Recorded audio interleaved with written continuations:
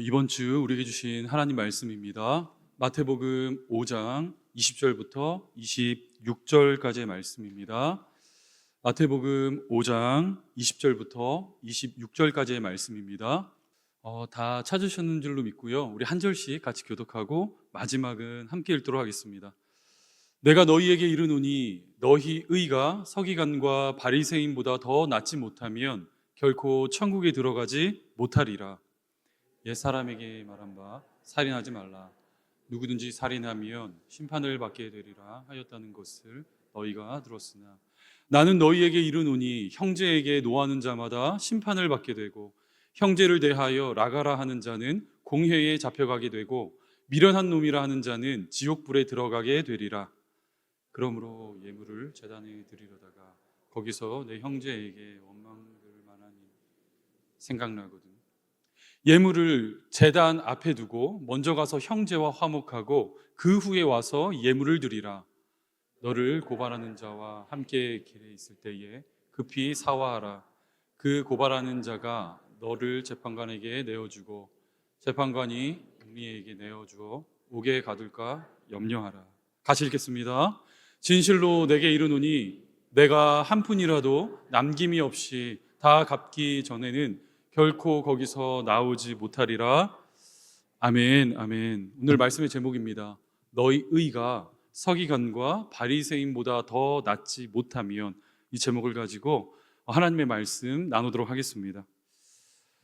주 안에 사랑하는 여러분, 우리는 지난주 모든 믿는 자들의 삶과 신앙의 규범이 되는 성경에 대하여 살펴보았습니다. 이 성경은 하나님의 감동을 따라 쓰여진 것으로서 예수를 믿는 모든 믿는 자들의 삶을 의의 길로 인도할 뿐만이 아니라 그 죄인의 내면에 진실된 변화와 회개를 불러일으키는 하나님의 능력입니다. 이에 관하여 히브리서는 다음과 같이 증언을 하고 있는데 우리 같이 한번 읽어볼까요? 시작! 하나님의 말씀은 살아있고 활력이 있어 좌우의 날선 어떤 검보다도 예리하여 혼과 영과 및 관절과 골수를 찔러 쪼개기까지 하며 또 마음의 생각과 뜻을 판단하나니 지으신 것이 하나도 그 앞에 나타나지 않음이 없고 우리의 결산을 받으실 이의 눈앞에 만물이 벌거벗은 것 같이 드러나느니라. 아멘. 방금 우리가 확인하신 것처럼 하나님께서 저와 여러분 각 사람에게 허락하신 그분의 호흡, 그 시간이 다 되어 그 심판대 앞에 딱 서게 될 때에 우리 의로우신 재판관께서는 우리 성도들에게 허락하여 주신 그 말씀을 근거로 그 지난날의 삶을 결산하시겠다는 것입니다.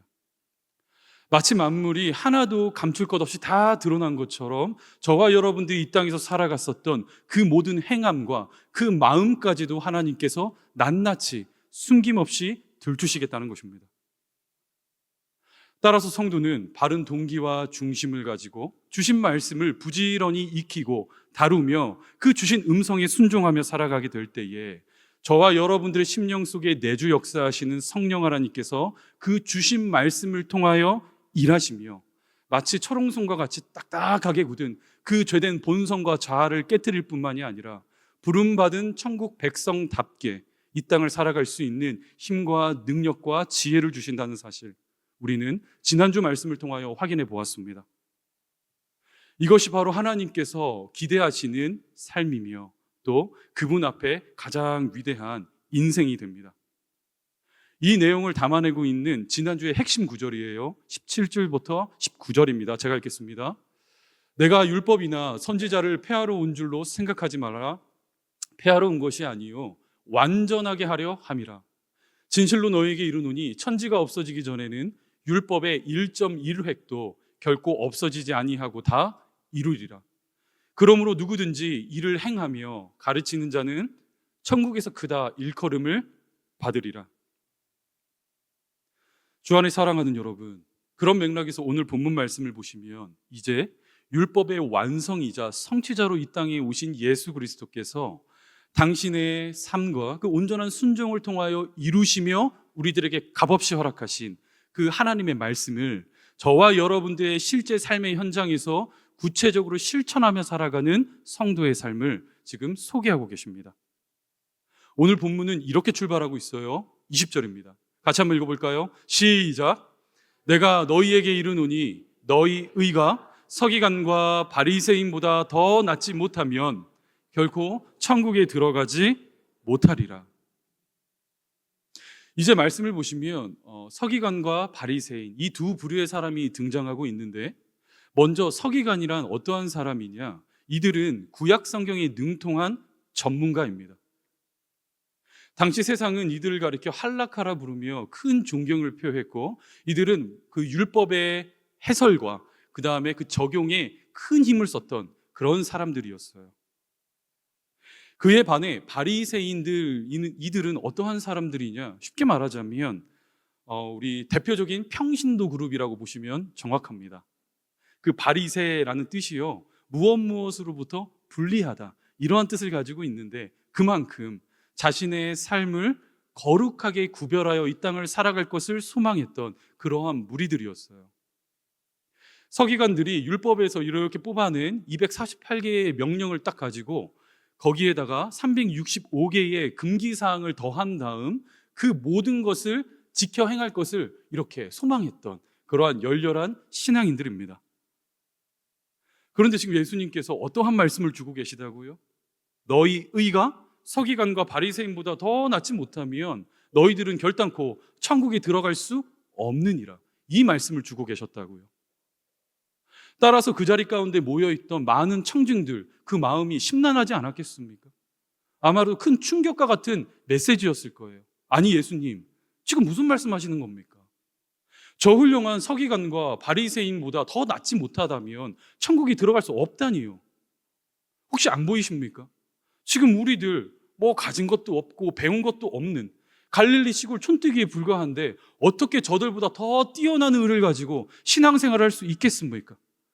만약 이것이 우리를 향한 하나님의 뜻이요 그분의 공의라면 저는 안 될 것 같아요. 포기하겠습니다. 불가능합니다. 이러한 생각을 속으로 하지 않았겠습니까? 그러자 예수님께서는 서기관과 바리새인들의 그 의의 근거가 되는 율법, 그 10계명 중에 특별히 가장 핵심이라고 여겨지는 6계명을 다 가지고 이제 말씀을 따라 이 땅을 바르게 살아가는 천국 백성들의 삶을 설명하시기 시작해요. 이어지는 21절과 22절입니다. 옛 사람에게 말한 바 살인하지 말라. 누구든지 살인하면 심판을 받게 되리라 하였다는 것을 너희가 들었으나 나는 너희에게 이르노니 형제에게 노하는 자마다 심판을 받게 되고 형제를 대하여 라가라 하는 자는 공회에 잡혀가게 되고 미련한 놈이라 하는 자는 지옥불에 들어가게 되리라. 여러분, 지금 말씀이 어떻게 기록되고 있습니까? 그 의미가 점점 더 확장되고 있습니다.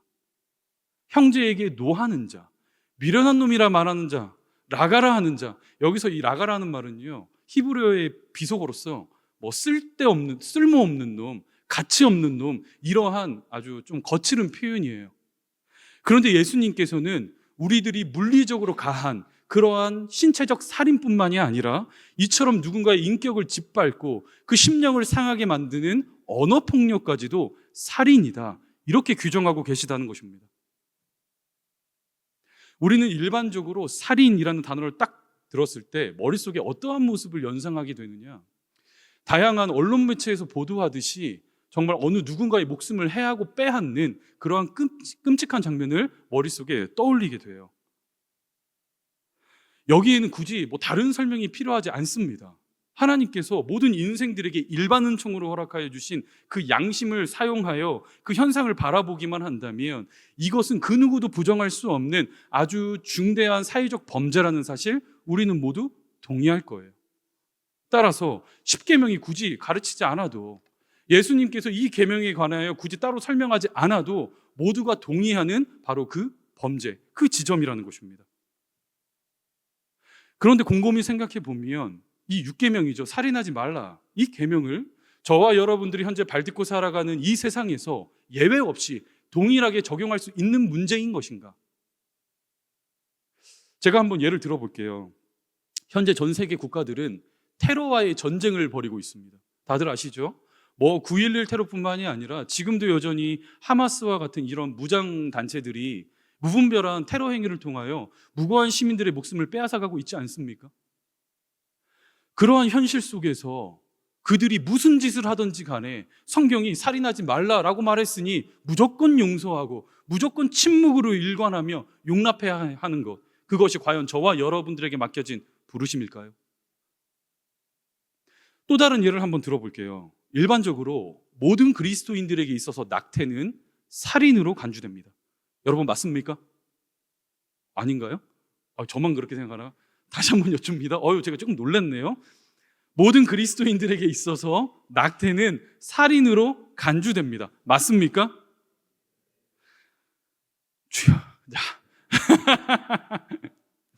그런데 만약 자신의 의지와 관계없이 이렇게 성폭행을 당한 그런 피해를 입은 여성이라면 여러분은 어떨까요? 만약 그 피해자가 미성년자이거나 여러분들과 가까운 지인이거나 심지어 여러분들의 자녀라고 한다면 여러분 어떻게 하시겠습니까? 따라서 살인하지 말라라는 이 하나님의 말씀을 구체적으로 해석하고 저와 여러분들의 삶에 적용하는 일이란 생각보다 까다롭고 복잡한 일이며, 그리하여 성도는요 단순히 주어진 이 말씀의 표면적인 문자적인 내용에만 집중할 것이 아니라 이 안에 담겨있는 그 복음의 정신을 반드시 이해할 수 있어야 한다는 거예요. 먼저 살인하지 말라라는 이 말씀을 한글 성경이 아닌 히브리어 원문으로 보시면 이 살인이라는 표현에 라차흐라는 단어가 사용되고 있습니다. 구약에 총 47번 등장하는 표현으로서 기본적으로 무엇을 죽이다, 누군가를 죽이다, 이러한 의미를 가지고 있는데, 그런데 성경에는요 무엇을 죽이다라는 또 다른 그 단어들이 무려 400회 이상 등장하고 있는데 반해 이 라차흐라는 단어의 사용 빈도수가 굉장히 적을 뿐만이 아니라 또 어떠한 특정한 상황에서만 쓰이는 독특한 단어라는 거예요. 일반적으로 이 단어가 쓰이는 환경이란 상황이란 어떠한 것이냐, 고의를 가지고 누군가의 생명을 이렇게 상하게 했을 때, 그의 목숨을 취했을 때, 그때 사용되는 단어가 바로 라차흐입니다. 성경을 읽어보신 분들은 다들 아시겠지만 민수기와 신명기서를 보시면 이스라엘 백성들에게는 도피성이라는 제도가 주어졌다는 사실을 우리는 확인할 수가 있어요.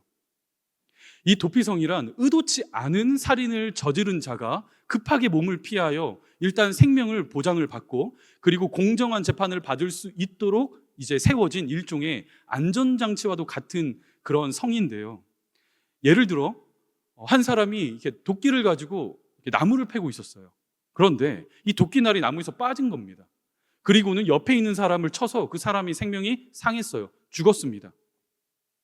그럴 때 이 자는 고의를 가지고 살인을 저지른 것이 아니기 때문에 얼른 도피성으로 피하여 그의 목숨을 해하려고 하는 그 피해자의 유가족들이나 그 무리들 집단으로부터 보호를 받을 수 있었고, 또 사건을 제대로 조사한 다음에 공정한 재판을 받을 수 있도록 돕는 그런 도피성 제도가 이스라엘 백성들에게는 자리하고 있었다는 거예요. 말씀 한번 확인해 볼까요? 민수기 35장입니다. 같이 한번 읽어볼까요? 시작.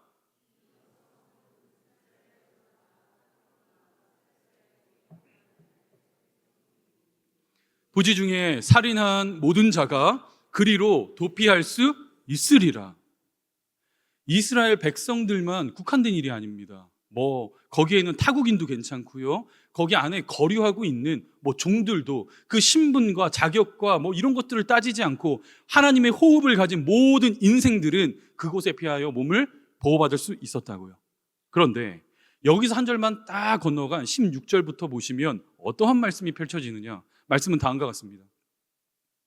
만일 철 연장으로 사람을 쳐 죽이면 그는 살인자니 그 살인자를 반드시 죽일 것이요, 만일 사람을 죽일 만큼 돌에 손을 들고 사람을 쳐 죽이면 이는 살인한 자니 그 살인자는 반드시 죽일 것이요, 만일 사람을 죽일 만한 나무 연장을 손에 들고 사람을 쳐 죽이면 그는 살인한 자니 그 살인자는 반드시 죽일 것이니라. 지금 현재 사용되고 있는 단어가 라차흐라는 단어예요. 저와 여러분들이 인식하고 받아들이는 그 살인의 개념과 조금도 다르지 않습니다. 그런데 이 이외에 성경이 말하는 또 다른 살인의 모습이란 무엇인지 여러분 말씀을 한 번만 확인해 보세요. 열왕기상 21장입니다. 너는 그에게 말하여 이르기를 여호와의 말씀이 내가 죽이고 또 빼앗았느냐고 하셨다 하고, 또 그에게 이르기를 여호와의 말씀이 개들이 나봇의 피를 핥은 곳에서 개들이 내 피, 곧 내 몸의 피도 핥으리라 하였다 하라. 현재 이 말씀이 주어지는 상황이란 무엇이냐? 북이스라엘에서 가장 악하다고 평가받는 그 아합 왕이 나봇이라는 자에게 속한 포도원을 강제로 빼앗았습니다. 그 땅이 굉장히 기름졌나 봐요. 탐났었나 봅니다. 왕이라는 신분과 권력을 이용하여 나봇에게 속한 그 포도밭을요, 그냥 강제로 탈취했다는 거예요. 그때 하나님께서 선지자를 보내어 아합 왕에게 주신 말씀이 바로 이 말씀입니다. 자, 제가 질문 한번 드려볼게요. 현재 아합 왕이 어느 누군가의 목숨을 취했습니까? 살인을 저질렀습니까? 아니에요. 그렇지 않아요. 살인하지 않았습니다. 누군가의 목숨에 해를 가하지 않았어요. 그럼에도 불구하고 성경이 뭐라고 말하고 있다고요? 라차의 살인이다, 이렇게 규정하고 있다는 거예요. 우리 말씀 한 군데만 더 살펴보시죠. 신명기 22장입니다. 처녀에게는 아무것도 행하지 말 것은 처녀에게는 죽일 죄가 없음이라. 이 일은 사람이 일어나 그 이웃을 쳐 죽인 것, 라차의와 같은 것이라. 한 불량배가 한 여성을 강제로 성폭행했습니다. 엄밀히 말하자면요, 그 불량배는요, 살인을 한 것이 아니에요. 그 여인의 목숨을 해하지 않았습니다. 그러나 성경은 어떻게 얘기하고 있다고요? 라차의라는 그 강력한 살인이다, 이렇게 규정하고 있다고요. 자, 이제 어느 정도 이게 윤곽이 잡힌 것 같아요. 성경이 말하는 살인하지 말라, 이 6계명이 담긴 진짜 의미는 과연 무엇입니까? 단순히 눈에 보여지는 그 표면적 의미를 넘어 누군가의 목숨을 직접적으로 해치지 않았다 하더라도 간접적인 방식이나마 누군가의 심령을 상하게 만들고 그 인격을 짓밟고 그 삶의 가능성을 송두리째 빼앗은 그 모든 행위를 포함하여 살인이다, 이렇게 성경은 규정하고 있다는 거예요. 그런데 당시 최고의 의를 자랑했던 그 서기관과 바리새인들이 붙들었던 성경관이란 무엇이냐? 나는 지금껏 살면서 한 번도 사람을 죽인 적이 없으니 나는 이 6계명으로부터 자유합니다. 나는 하나님의 말씀을 조금 더 어기지 않는 의로운 자입니다. 이렇게 주장했다는 거예요. 그런데 엄밀히 말하자면 하나님의 눈앞에 서 있는 그 두 사람 죄인입니다. 살인자예요. 왜요? 끊임없이 마음으로 누군가를 미워했고 증오했고 정죄했던, 살인을 저질렀기 때문입니다. 누가복음 18장이에요. 바리새인은 서서 따로 기도하여 이르되 하나님이여, 나는 다른 사람들 곧 토색, 불의, 간음을 하는 자들과 같이 아니하고 이 세리와도 같이 아니함을 감사하나이다. 나는 일회에 2번씩 금식하고 또 소득의 11조를 드리나이다 하고. 여러분 혹시 보이십니까? 지금 그 바리새인들이 저지르고 있는 살인의 현장이 여러분 눈에 들어오세요? 지금 이렇게 고백하고 있는 거예요. 하나님, 나는 저들과는 근본적으로 다른 존재입니다. 한 공간에 함께 있는 것도 너무 불결하기 때문에 따로 멀리같이 떨어져 그렇게 기도하고 있고, 일회에 일주일 동안 2번이나 금식하고 있으며 주신 소산의 일부를 따박따박 구별하여 11조를 올려드리고 있습니다. 하나님, 저 이쯤 되면 천국 백성 맞지요? 저 하나님께 구원의 은총이 임한 의인 불릴 만한 하지요? 지금 이렇게 말하고 있는 거예요. 그러나 문제는 무엇이라고요? 하나님의 눈에 보았을 때 이들은 모두 살인자라는 거예요. 우리가 앞서 살펴본 것처럼 하나님께서 저와 여러분들의 호흡을 가져가시는 그날, 그분의 심판대 앞에 우리가 서게 되었을 때 이 땅에서 행했던 그 모든 행함과 저와 여러분들의 마음까지도 하나도 남김없이 모조리 드러내실 그 하나님 앞에 이 두 사람이 섰을 때 어떠한 평가를 받겠습니까? 살인인 거예요. 라차.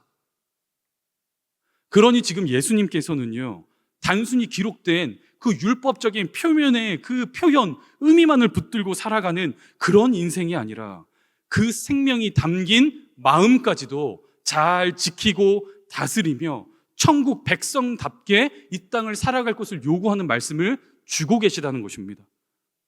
이것이 바로 본문 20절의 설명인 거예요. 20절. 내가 너희에게 이르노니 너희 의가 서기관과 바리새인보다 더 낫지 못하면 결코 천국에 들어가지 못하리라.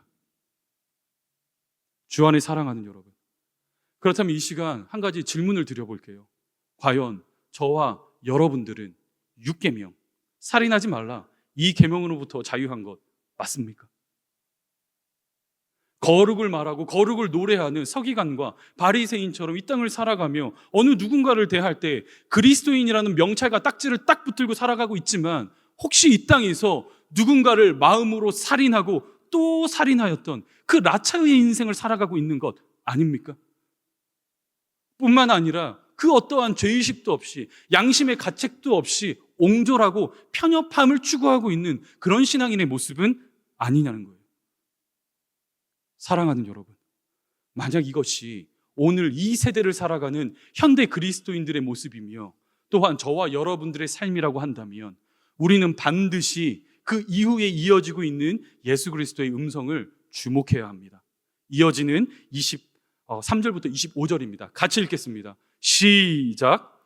그러므로 예물을 제단에 드리려다가 거기서 내 형제에게 원망 들을 만한 일이 있는 것이 생각나거든 예물을 제단 앞에 두고 먼저 가서 형제와 화목하고 그 후에 와서 예물을 드리라. 너를 고발하는 자와 함께 길에 있을 때에 급히 사과하라. 그 고발하는 자가 너를 재판관에게 내어주고 재판관이 옥리에게 내어주어 옥에 가둘까 염려하라. 자, 이제 실전편의 말씀이 주어지는 거예요.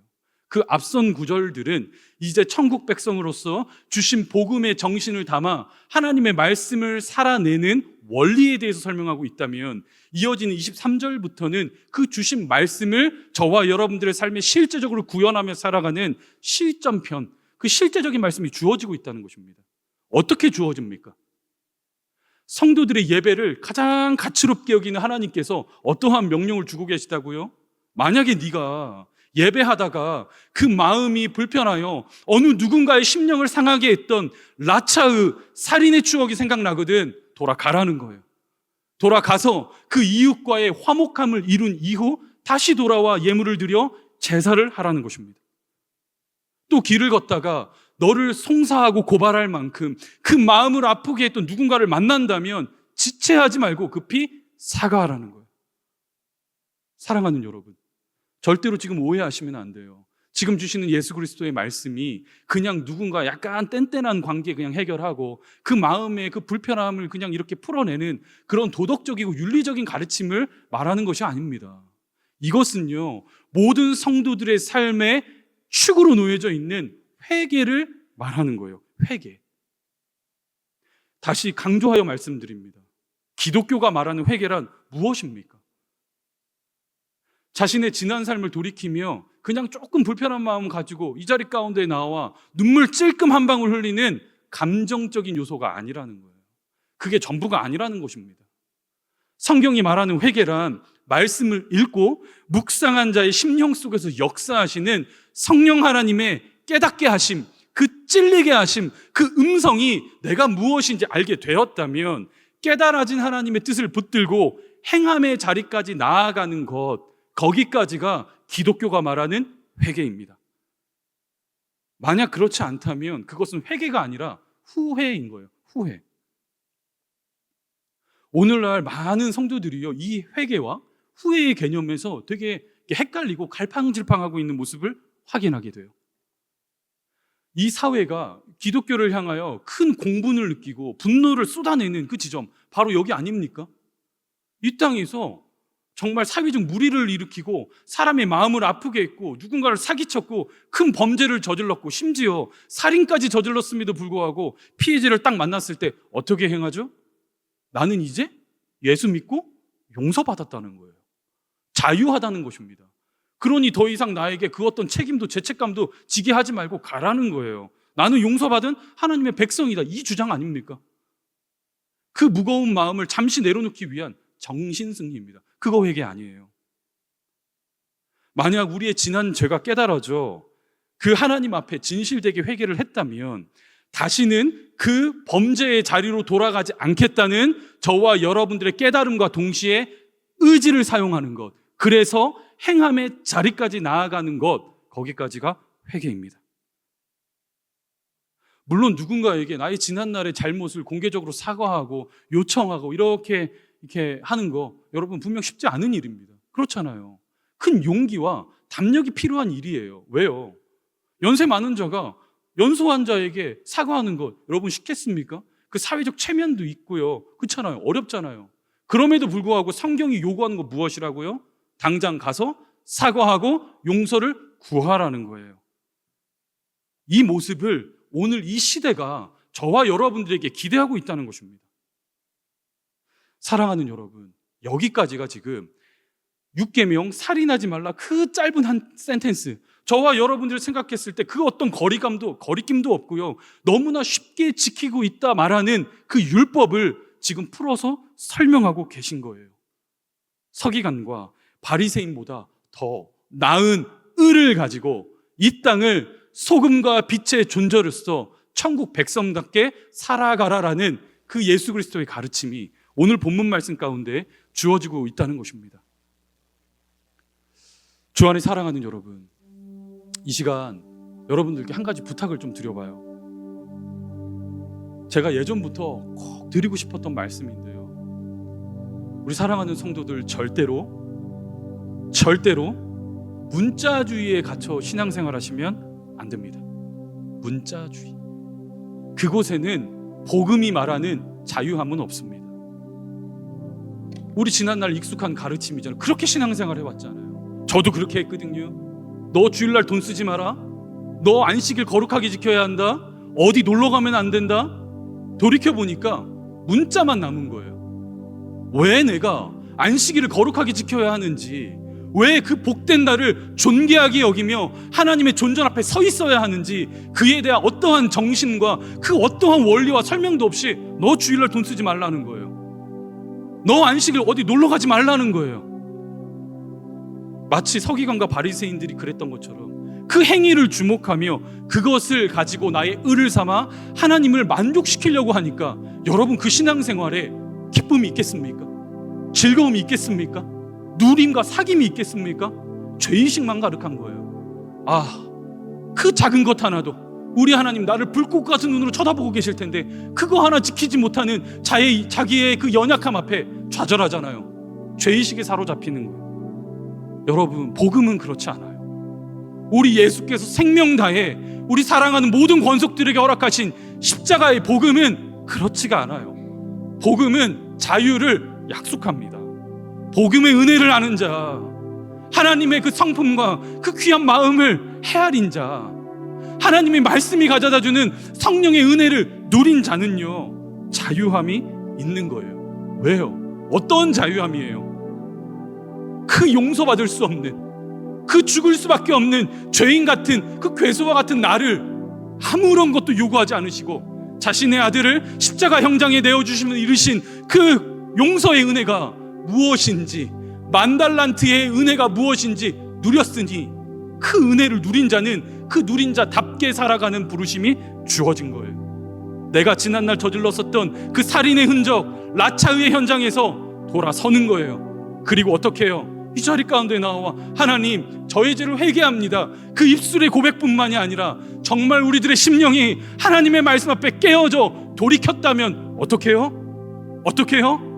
내가 상하게 만들었던 나의 그 마음의 완악함으로 인하여 살인함을 받았던 누군가에게 달려가 행함으로써 용서를 구하는 거예요. 언제까지요? 그가 받아들이고 납득하고 이해하는 그 순간까지 포기하지 않는 것.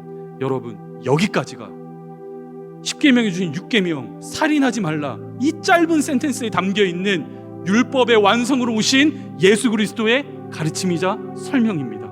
그 길을 따라 너희들이 보다 나은 의를 행하며 살아가라는 거예요. 사랑하는 여러분, 이 시간 도전합니다. 우리 이 시간 한 가지 결단합시다.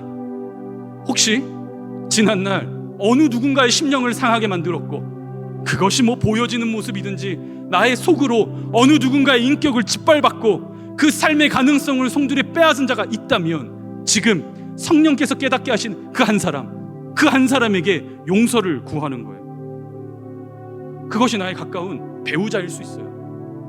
나의 사랑하는 남편일 수도 있고, 나의 아내일 수도 있고, 우리들의 자녀들일 수도 있고, 어쩌면 그 시어머니와 며느리의 관계라 말할 수도 있어요. 주신 말씀을 따라 살 것을 결단한 성도는 살인하지 말라. 물리적으로 누군가의 생명을 취하는 거기가 살인이 아니라 우리들의 마음으로 누군가를 정죄했고 누군가를 미워했고 그 인격을 무시했다면 라차의 살인을 저지른 것, 용서를 구하는 것입니다. 사랑하는 여러분, 이 시간 간절히 소망하기는 오늘 주신 말씀이 저와 여러분들의 삶의 능력이 되어 서기관과 바리새인보다 더 나은 일을 행하시는 하나님의 아름다운 천국 백성 될 수 있기를 주님의 이름으로 간절히 축복합니다. 주님의 이름으로 간절히 축복합니다. 우리 이 시간 우리 찬양고 하나님께 올려드리며 기도의 자리에 나아갈 수 있기를 소망합니다. 그 강도가 십자가에 달려 온 삶과 인격을 사용하여 하나님께 회개했을 때 세상이 지켜보는 그 현장에서 구원받아 낙원에 임했음을 선포하신 그 주님의 음성이 오늘을 살아가는 저와 여러분들에게 동일하게 주어지기를 소망하는 마음으로 우리 이 시간 함께 찬양의 자리에 나아가도록 하겠습니다. 살아계신 하나님, 너희의 의가 서기관과 바리새인보다 더 낫지 못하면 천국에 들어갈 수 없느니라. 오늘도 그 구원의 자리로 부름받은 천국 백성들에게 맡겨주신 그 보다 나은 의를 행하며 살아가는 우리가 되기를 소망합니다. 하나님, 이 시간 기도합니다.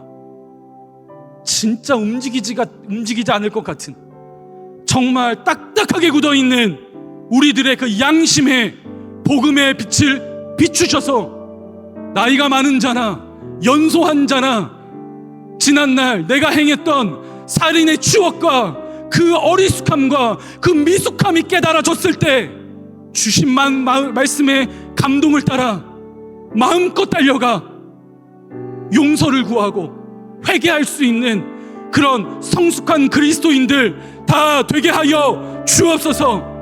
나의 의를 붙들고 자랑하는 서기관과 바리새인과 같은 모습으로 살아가지 않게 하시고 살인하지 말라는 그 말씀을 힘껏 붙들며 내 이웃을 내 몸과 같이 사랑할 수 있는 그 확장된 복음의 영역으로 믿음을 가지고 나아가는 하나님, 우리 사랑하는 캘거리 제자 삼는 교회 모든 권속들 다 되게 하여 주옵소서.